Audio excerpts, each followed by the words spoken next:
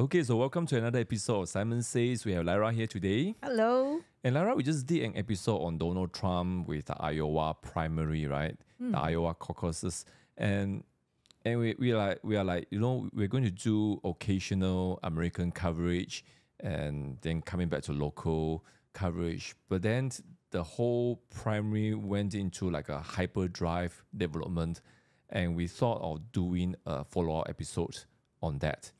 And of course, subsequent to the Iowa primary, they went to New Hampshire, DeSantis dropped out, and Trump won huge again. And now so many Republicans, big names are coming out and say, let's just end the primary. I mean, we have never seen a primary end after 2 rounds. So what do you know that there was one huge story about how a former president never come back so strongly at the primary. What do you make of Trump's strong support? I think, I mean, it's just super interesting because most of the time you expect a dropout. Most of the time you don't expect a strong return. And yet this is like a comeback sort of campaign that was being launched. And he really was very, very focused, very, very much energized by the whole Republican base. And you begin to think, why is there such a huge support, especially when the media is really just reporting day after day on his indictment of the things that he did, like January 6th incitement, all those sort of things. And yet people could somewhat see maybe there's like illegal immigrants sort of issues, some benefits from him, but they didn't really see him like really securing the borders per se, if you really just consume mainstream media news outlet. But here he is, I mean, coming back stronger than ever. And you really want to like study his fiscal policy, his border policy. And I think what he did was he stayed true to make America great again. Yep. And that is really the beauty of the whole thing. And you see such a huge amount of freedom that people could choose whichever way they want to go through. At the end of the day, your choice matters, the accountability matters, and he has proven to be one that delivers his word. Yeah, Lara, I think you really sum out, what we wanted to talk about today, because, after the early rounds, I just felt like we needed to do one episode to kind of maybe explain and discuss a little bit on his appeal, Donald Trump's appeal. Because everywhere I go, especially in Malaysia, people know Donald Trump, but they will be like, he's still around? He's still... I mean, What he's do you not... mean? I mean, Barack Obama is around as well. Yeah, but Trump is not just around. He is like in a very, very strong position. And you won't get that kind of understanding and insight if you're just reading the mainstream media news. And that's one of the first things I want to discuss. What are the people not getting at? Because we talk about fake news for the last 6, 7, 8 years already. But the general person in Malaysia, I guess they will be reading, Associated Press, they'll be reading CNN, Wall Street Journal, snippets of New York Times, but they don't get the right picture, right? No, they don't. And maybe, before we even talk about the historical comparison, because maybe let's talk about that, because Malaysia, we kind of go through the same. Remember when the opposition was gaining strength, and we talk about one of the most pivotal moments, 308, where 4 or 5 states shifted hands and Putrajaya was handed. Not defeated in federal level, but there was a huge kind of gain by the opposition. And then you start to have the alternate media, those that you remember now, the defunded Malaysia Insider, Malaysia Kini, all those things. Then you start to have the comparison between the new media and the old media. And that's where we get the name legacy media. So every time you hear the word legacy media, it's not like you are outdated, or maybe you are outdated, but you are the old, the establishment. And I just think about the reporting of Bersih. That's one of the easiest comparison, because those days, the establishment media, News Straits Times, Utusan would say, maybe 1,000 people attended. Then in Malaysia Kini would say, we estimated 40,000. This kind of disparity, then they'll show the video, the wide angle shot, you decide. So this kind of situation is nothing new, right? No. And so we're seeing the same thing happening right now. So I think where you get your news is really, really important. I mean, we live in a day of really social media. Everything that we consume, first thing that you do in the morning, TikTok or Instagram, if all that you read, all that you, I guess what you consume is who you are. So if you just daily consume this and without verifying, I think these days people really just lost the interest of having to verify certain facts. I mean even like Israel Hamas sort of news. I mean that's the clearest example. Some people will be like, oh no, you don't consume news ever from Western media because they are pro-Israel, so hence everything that they read, they must be giving you the narrative. But what says like certain news outlet like Al Jazeera, I mean they are also spreading some sort of propaganda. So how do we get the balance in all these sort of things? Yeah, that's really challenging. Now, in the old days, of course, you have news and you have opinion. But these days, of course, opinion is sort of weaved into the whole news. And I mean, for me, one of the telltale sign will be I'm going to focus more on direct quotation. Now, of course, even with video, you get creative editing and things like that. It does take some effort to try to differentiate the truth. And I think in terms of what's happening out there, I mean, we get another whole cycle with COVID where people just change the goalposts all the time. So we have been through this. And I mean, going back again to the American example, I mean, we talk about Iowa and New Hampshire where Trump just did so well. And I think it's really because people are starting to see past the lies of the legacy media, and one of the factors now, according to conservative commentator Charlie Kirk, he said one of his observation was that it is due to Elon Musk liberating X. And now remember, X, formerly known as Twitter, used to be an echo chamber for the progressive, for the libtard, whatever you want to call them. And it's just like they are just an elite discussion. It's like, I'm just comforting you, I'm just reaffirming you. That's basically Twitter. And so every time you get conservative or you get MAGA, make America great again, you get some opinion which is against their narrative, you'll be kicked out, you'll be shadow banned. So that was really Twitter. But then when Musk took over, he started to allow the conservative to remain. Now, he didn't kick out anyone. Yes, they still ban here and there, they still have their code of conduct. But all of a sudden, you allow different points of view. You have competition. We always say competition is important because competition allows the viewer to decide. So Kurt say that this was one of the critical elements that allows a more robust discussion about democracy. That's why New Hampshire is considered one of the most independent-leaning states. And in recent years, they become more liberal, they become more progressive. Yet, record number of voters came out for Trump, more 90%. Than even Bernie Sanders. Yeah. So what does that tell you? That tells me that people want honesty. People want competition. They are really disgusted when the Democrats try to took Trump's name out from the ballot. Now, that's another discussion for another time. But it's like, when you cannot win a competition, you try to disqualify on technicality. So that's the thing that is happening. But Lyra, I want to ask, maybe, we have said a few times already, look, we are not going to tell you what to think. We're not going to say you should have this kind of opinion. But I do hear people from time to time still ask, where do you find the source of independent and fair media? Maybe you can share a little bit.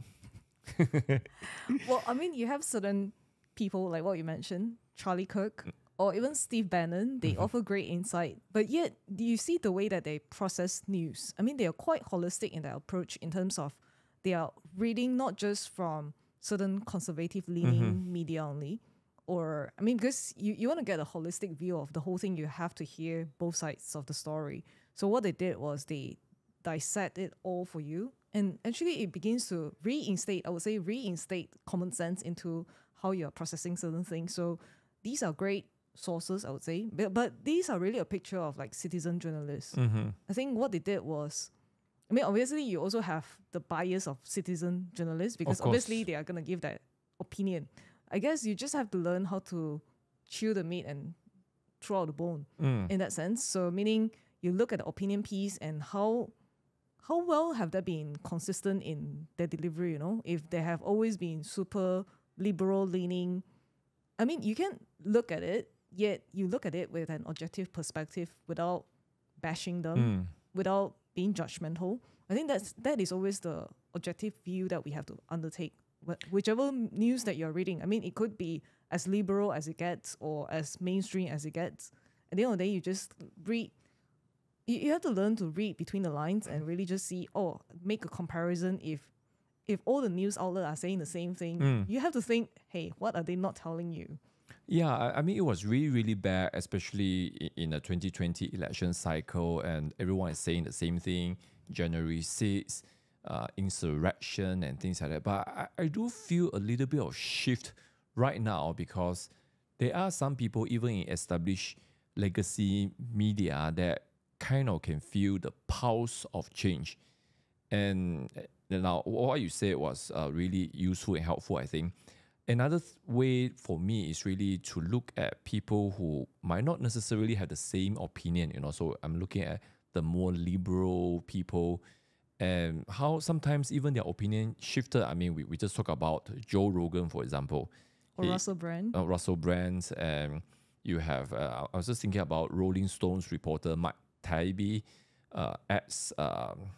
Guardians, Glenn Greenwald. These are progressive, liberal to the core, but now they are calling out their legacy media as faker and liar. So it's always interesting now. Of course, people will say, oh, you are turncoat, you have shifted the side. But I don't think so because, I mean, Greenwald, for example, he is still very, very liberal. He's still for his LGBT kind of things. But in terms of government control, news manipulation, he was very, very much against what Biden administration is doing in cohort with all the media. So it does take a bit of effort, I guess. Just like in Malaysia, it's the same, right? You want to read. I mean, of course, just use one example. Malaysia Kini is a paywall, and from time to time it will be free. But if you really want to have access and even to the archive, you need to pay. So there is a price.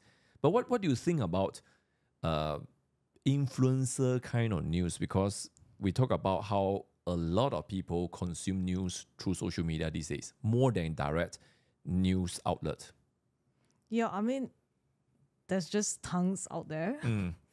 I mean, do you think people are persuaded by the influencer that? But of course, in the first place, not all influencers are media savvy. You know, maybe they are into entertainment, they are into short culture or gaming or streaming. But I'm talking about influencer in terms of news cycle, in terms of media, in terms of political news. I mean, you definitely have, we just mentioned Charlie Kirk, Steve Bannon. On the conservative side, you have Rogan, you have Taibbi, all those from the liberal side. But what do you make of all this? I mean, they have follower, they have influence, right? Yeah, I mean, I guess the easiest example to give is when you look at sports. I mean, a lot of NBA players, they were very much into BLM. Yep. They kneel down, show their solidarity with BLM movement and things like that. And you begin to see the ratings drop. The NBA ratings drop like crazy low. And you begin to think, hey, actually, we're not here to That's see not you your preach. job, right? I mean, they are not an expert in this arena. I mean, you just went to a Coldplay's concert, right? And you say one of the things you really appreciate was that they are not preachy. I mean, yes. I mean, there are certain things like the pride flag that was being shown, which some people could. I mean, we have seen people just walking off because they disagree with the values, and it's completely fine. And yet they are not being super preachy about it. It's just like if you if you don't really pay attention to it, it's almost like it's just a show, a performance. That's all.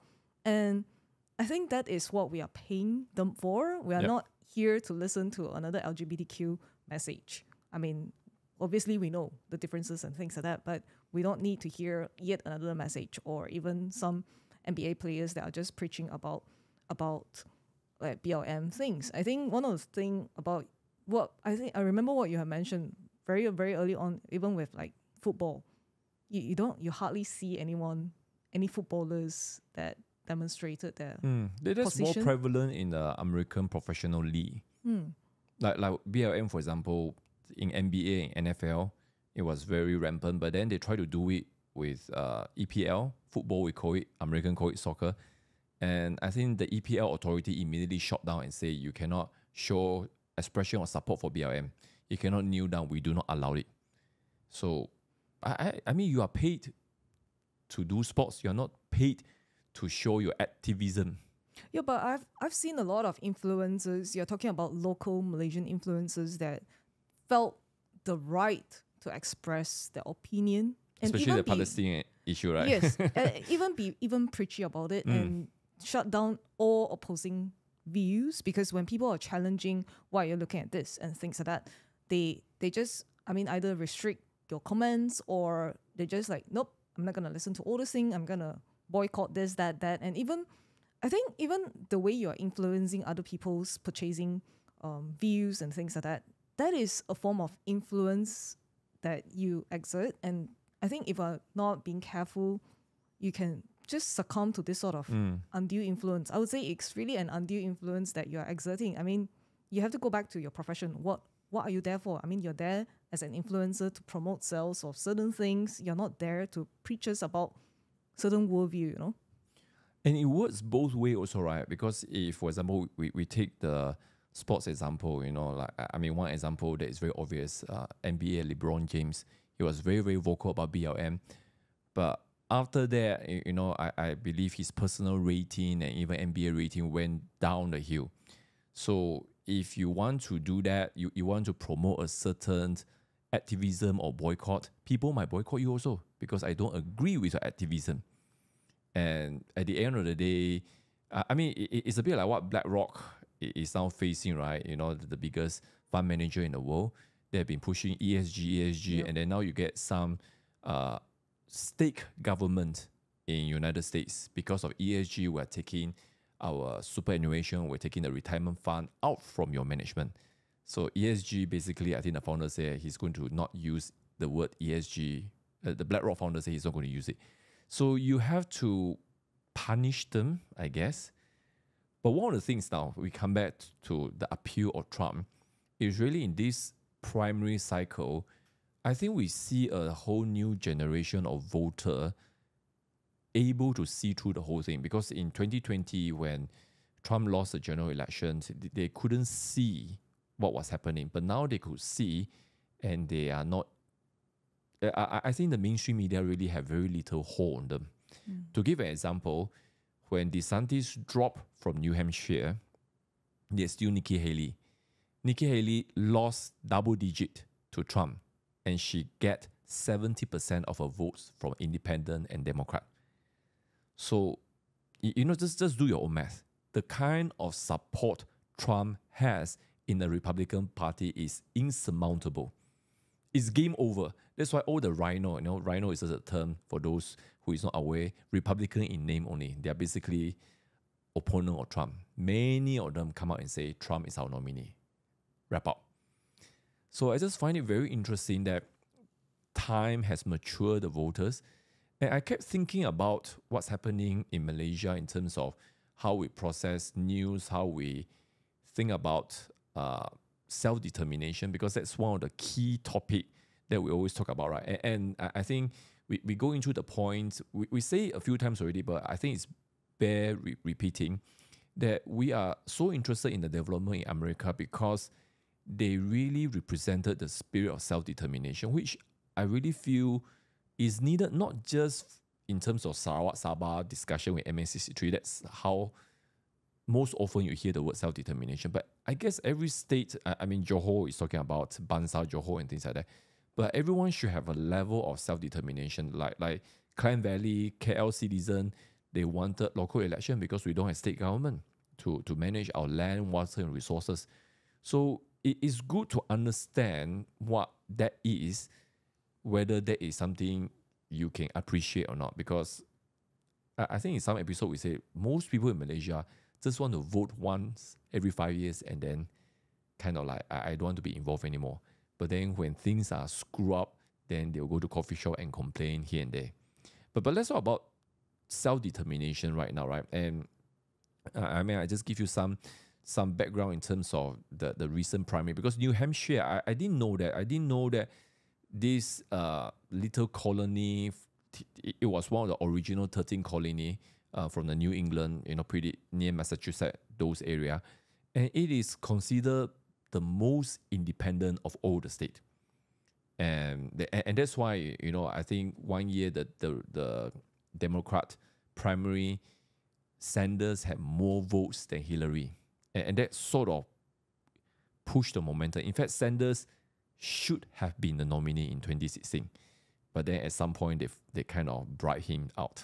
Now, of course, the Democrats might not agree. But basically, after that, you look at his tax return, he got 2 or 3 houses and things like that. He got a few million. In the end, Bernie Sanders was bought for less than 5 million. I mean, it was an insult to his voter supporter, but that's besides the point. But New Hampshire, very independent-minded, and they are the one who come out with this kind of slogan, a quite famous slogan, let live or die, which is basically, if there's no freedom, it's better to die. During the Revolution War, they are the one who come out with this slogan, which I always find it very interesting in terms of local election. We don't have local election. No taxation without representation. If we don't have representation in local election, you shouldn't charge us assessment. That's basically the argument, right? You shouldn't tax me if I have no say in how you manage my tax. So very interesting that in such an independent-leaning liberal state, Trump is getting record number.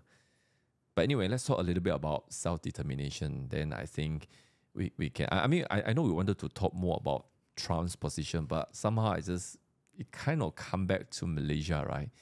So, we talk about self-determination in context of independence. I think before the show, I sort of say, look, I fully agree.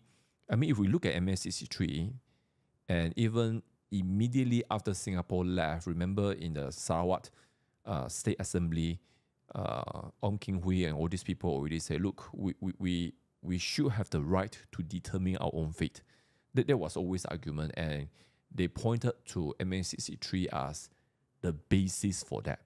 But of course, over a period of time, MS-63 was not enshrined into Malaysian constitution. We should have had a new constitution, but instead we follow the Malaya 1957 constitution.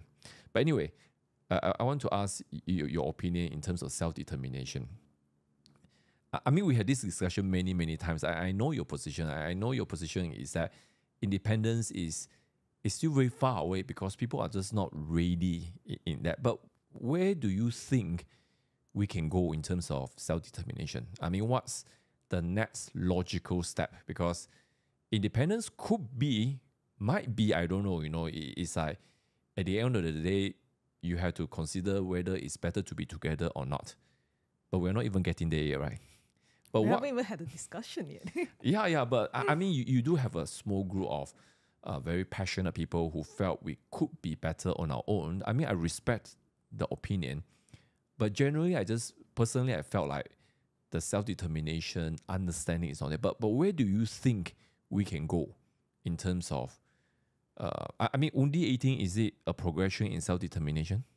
Yeah, most definitely. I think one of the biggest breakthrough that Undi 18 gave was really, I think it's really the sort of freedom that you give to your people, and especially in not thinking that your people are too stupid to make the determination, to make the right sort of determination. Rightly or wrongly, people should be given a voice of what they represent. I think it's really like what you were saying that there should be no taxation without representation. I think it's really a break away from thinking, hey, you're too young, you can't make any sort of decision. But 18 years old, you are properly educated, you have the means, the access to all the media, even the legacy from the older generations, and you could begin to think and really just begin to ponder, what do you want the pathway for Malaysia to be like? So I think it's really a breakthrough on its own. I mean, yes, maybe some politicians were expecting certain sorts of results and not getting it because it's such an independent voice that they are representing. Not even politicians. I think some voters, right? And you know, I tend to see the urban Pakatan Rakyat, Pakatan Harapan voter. They were somewhat disappointed because they thought the youth vote will go into the opposition, but it's not so straightforward, right? Because whenever we talk about voting, and yes, there are years of legacy issue, but at the end of the day, democracy is really about consensus. So if I have very strong concern about cultural issue, religious issue, then we have to find out what's the best way to deal with it. And yeah, I mean, it's like a lot of people blame Undi 18 for the rise of the green wave, for example. But of course, I think we have seen the data. It's not the Undi 18. It is still more localized. It's still more regionalized, because when you have a power that is, I mean, we talk about Barisan Nasional, UMNO, when that power diminishes, there's a vacuum. So Undi 18 just happened to be there. And we have seen, right? I mean, even in many democracy, the different age, you know, if you're single, you are young, generally speaking, you tend to be more radical in your approach. Then when you're getting married, you settle down, you have children, then you start to think about, oh, maybe, you know, like Bill Clinton's slogan, it's the economic stupid, you know, that's his election slogan. So I think in a functional democracy, there should be room for both. So if people want to go for radical thing, that's their right, I guess. But at the end of the day, what is the consensus? And I think that's the understanding of self-determination, that you are responsible for that. But we want more responsibility, right? I mean, Undi 18 is great. We want local elections. We want, I don't know, more things. Yeah, I guess one of the first step is, I mean, going back to Sarawak, for example, they want autonomy in health sector. I think that's a great idea. Yep. I mean, it could go very, very bizarre, seeing how they manage the COVID. Yeah, I mean, the infectious disease. But it could also turn out to be a very, very good move, because the public health industry has been overburdened, overwhelmed with a lot of requests, and yet you don't really get the sort of budget that is even sufficient, I think. Yeah, when the discussion started to center around, you know, Sarawak want autonomy in education, in health, and you know, like you, I was immediately brought to their, you know, COVID management, which wasn't that great. But in considering the whole holistic approach, I think I'm still in favor of that. And just let them try, you know, because that's one, I mean, with self-determination, you can really screw up for a while, but ultimately you take responsibility. And yeah, of course, they will say the Sabah is the original nation joining, but we want to decentralize the federal government further. But you can imagine the politician will not be too thrilled, right? Because Prime Minister office is really the center of all political and financial power. Yeah, I mean, that's the beauty of a mature democracy, right? The freedom, even the self-control to exercise refrain from exerting even more control. I mean, even just like looking at Singapore, for instance, I mean, if certain behavior are so great, why do you need to impose fine to get people to It's a fine comply? country, right? Yeah, it is a wordplay. I mean, that's a joke, right? Yeah, but the thing is, you should have the freedom to let people. I mean, the Americans like this slogan as well: "Live and let live." I mean, basically, you should be able to tolerate, if you want to be able to bombard certain opinions, you should be able to tolerate other opposing opinions as well. So that's the beauty of democracy. As in, I think the spirit of self-determination is really the fundamental of democracy. If it's a mature democracy, if it's a healthy democracy, you don't get mob rule. You don't get like, just because certain politician voices are louder, and it doesn't, it's not like the citizens' voices don't matter. So I think that's really, the politicians are the representation of the people. So what do the people want at the end of the day? So the freedom to exercise certain freedom and certain religion practices, or I mean, because we are just talking about how Malaysia is so culturally diversified, that yes, while the Queen of England, the King of England are literally the head of Church of England, but in Malaysia it's quite different because you have so many different kind of races, whereby the culture and the faith is almost inseparable. How do you navigate through in this sort of scenario in Malaysia? And that's what we talk about, right? You know, what does it mean for Islam to be official religion? I know people don't really want to talk about that. But in context of MA63, I remember seeing a very, very clear clause saying freedom of religion. And that's one of the criteria for Sabah, Sarawak, Singapore to join. There must be freedom of religion. So when you have, you know, rules and convention, you can say constitutional amendment or whatever, that must require the head of state to be of certain religion. Yes, I understand from historical point of view, certain states are in that kind of place, but surely not Sabah, Sarawak and Singapore. So these are the things that was enshrined in MSCC3 that allows a new nation to be formed based on self-determination, but the whole thing just screw up there. So from that point of view, I really feel like I can understand where the independent-leaning people are coming from, because it's like, what's the point when one side is not honoring the covenant?